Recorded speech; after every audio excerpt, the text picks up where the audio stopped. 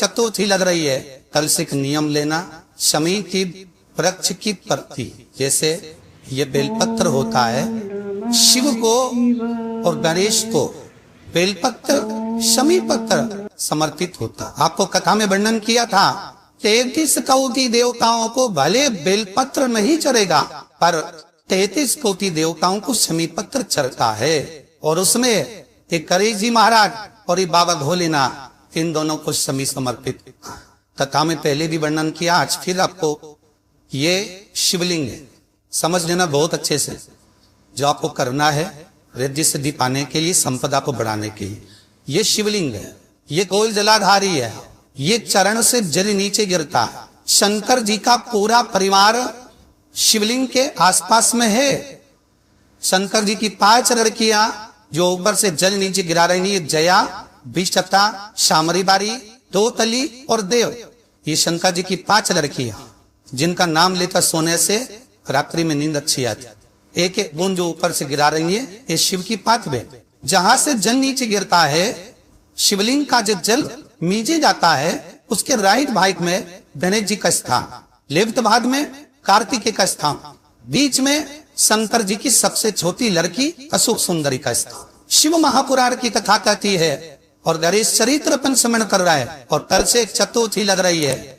जिसके घर में संपदा की कमी बढ़ती हो, बीमारियां ज्यादा फैल रही हो, बहुत कष्ट हो महाराज, बहुत ज्यादा दुखी हो महाराज, कोई काम नहीं बन रहा, बहुत तकलीफ में हो, तो शमी पत्र, शमी की पत्ती, जहां गणेश जी का स्थान है वहां पर 5 शमी पत्र 5 समर्पित करें और शंकर जी के ऊपर 3 शमी पत्र समर्पित करें। बहुत ध्यान देना, 5 शमी पत्र जहां गणेश जी का स्थान है शिवलिंग में, वहां समर्पित करें। 3 शमी पत्र शिवलिंग के ऊपर समर्पित करें।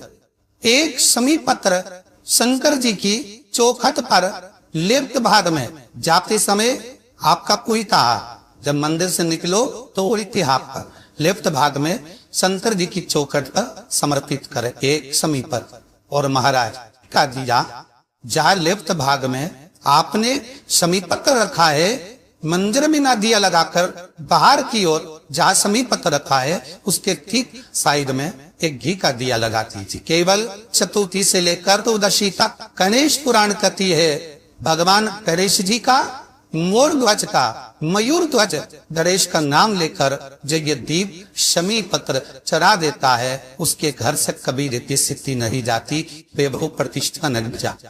कर कर देखना, अगले साल तक आपका व्यापार कितना चलता है हमको पता ना चले, करके देखो एवं। और शिव महापुराण की कथा कहती है, गणेश पुराण के 3 अध्याय में वर्णन किया, कोई बीमारी नहीं जिसका इलाज ना होगा। हरा मूंग की कटोरी भर लो, मूंग जानते हो, हरी मूंग की दाल होती ना, जो हरा मुंह, आखा मुंह हरा, की कटोरी भरो, उस पर गुड़ की एक थोड़ी गुड़ की बत्ती, गुड़ की बाती उस पर रखो, 5 बेलपत्र रख लो। और जिस व्यक्ति को बहुत भारी बीमारी है, कैंसर जैसा रोग भी है, किडनी, लीवर, जो भी उसके खराब हो रहा है, कोई तकलीफ है, बस वो कटोरी में मुंह में लेकर उसमें गुड़ की खोरी रखकर 5 बेलपत्र रखकर, जिसको बहुत बीमारी हो, दमा, श्वास, किडनी आदि का आदि बहुत बीमारी हो, 21 बार शरीर पर से उतार कर महाराज सीधे हाथ में रखकर नाम तोड़कर खुदता बोलकर और भगवान से गणेश जी से विनती कर कर उस कटोरी नहीं लेना, पुरानी कटोरी नहीं लेना, कोई कटोरी घर में नहीं हो, नहीं कटोरी, और उसको गणेश जी के मंदिर में पहुंचा दीजिए। गणेश जी के मंदिर में पहुंचाए, गणेश जी के मंदिर में पंडित जी भी बैठे रहे, हाथ में मत देना उस कटोरी को, भले दरवाजे पर चौखट पर गणेश जी के राइट हैंड की ओर, आपका उल्टा हाथ होगा, गणेश जी का सीधा हाथ होगा, तो गणेश जी का जो राइट हैंड हो, दर्शन करते समय सीधा हाथ इधर आएगा, उस हाथ की वहीं पर हाथ जमीन पे ही रख देना, पर रखना भूमि। महाराज कैसी भी बीमारी होगी, अगर चलने में भी तकलीफ हो रही होगी, अंतर मन पड़ जाए। गणेश जी महाराज ने कश्यप ऋषि से कहा, सुनो कश्यप बाबा, आपने मुझे दुर्वा समर्पित करी है, ये दुर्वा जो मुझे देगा वो वैभव पर प्राप्त करेगा, जो दुर्वा मुझे समर्पित करेगा उसके जीवन में रोग दूर हटेगा। इस दुर्वा का अलग अलग महत्व है महाराज। कुएं के पास की सफेद दुर्वा, कुएं के पास की सफेद दुर्वा यदि 40 दुर्वा गांठ लगाकर गणेश जी को समर्पित कर वापिस उठाकर उस दुर्वा को खाली पे, आपके घर में भी गणेश जी होंगे, उनको समर्पित करो। खाली पे इस दुर्वा को केवल चबा चबा कर खा लो और आधे घंटे बाद पानी को पी लो। गणेश जी को चढ़ाना, सफेद दुर्वा को गणेश जी को समर्पित कर चबा चबा कर खाना।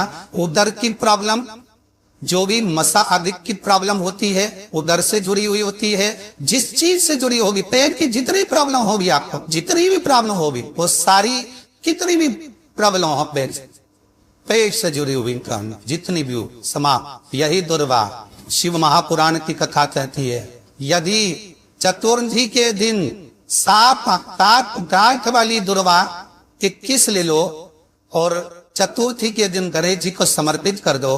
पंचमी तिथि को उस दुर्वा को उठाकर दूध में डाल दो और उस दुर्वा को दूध में डालकर उस दूध में उस दुर्वा को मल लो, और जिसके सफेद चमड़ी पड़ गई हो, चर्म रोग हो गया हो, उस दूध को उस दुर्वा के साथ, दूध नहीं भी हो तो पंचमी के दिन दुर्वा का लेपन शरीर पर कर ले। आधे घंटे तक करने पर पंचमी को प्रदोष काल में स्नान कर ले। महाराज आपको चर्म रोग में आराम लग जाएगा, सफेद चमड़ी अपने असली रंग में आना प्रारंभ हो जाएगी। दरेशपुरा दुर्वा का हो 21 दुर्वा के 108 बंडल बना लो।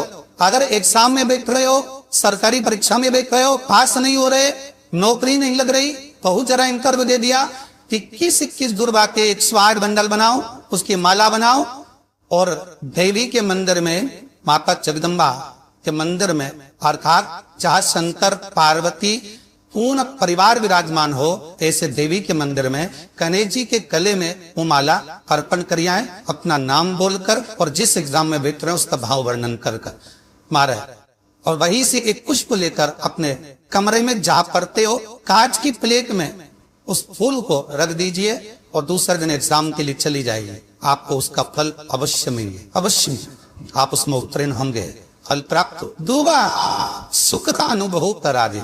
श्री शिवाय नमस्तुभ्यम, सब बोलिए एक बार जमकर, श्री शिवाय नमस्तुभ्यम। एक टिकल जरूर करा, ऐसी और वाला हमारा झूठ तो नहीं बोल रहा, शास्त्रों की बातें हमारे जीवन में हमें सुख प्रदान करे, इसलिए इस भाव का आनंद करते हुए आज की तरह वो विराम देते हैं।